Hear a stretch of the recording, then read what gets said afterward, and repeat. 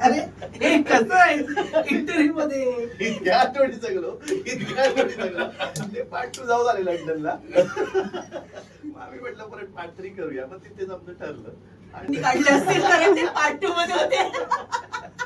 So I think पार्टच राहणार आणि आता पार्ट 3 ते पार्ट 4च्या मध्ये पार्ट 3च्या आणि आता तो आलाय तो येरे येरे पैसा 3 आलेला आहे. पण हे अगदी जसं आम्ही खूप सिरियसली केलं तसंच ना, हे जरी खूप विनोदी वाटत असतं ना की लेट आल्यानंतर दंड 500 व्हायचे, मग अरे पण ऐक तरी ते 700 व्हायचे, असे वाढत जायचे. पण सगळ्यात शेवटी दिवसाच्या शेवटी हे सगळे पैसे एकत्र केले जायचे. सेट वरती काम करणाऱ्या टेक्निशियन साठी तिकडे लकी ड्रॉ ना, मला असं वाटतंय तीच आहे येरे येरे पैसा टीमची ताकद.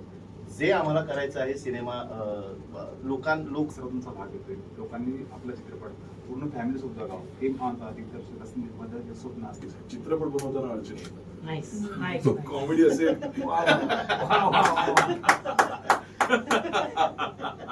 आता खूप अडचण येतील.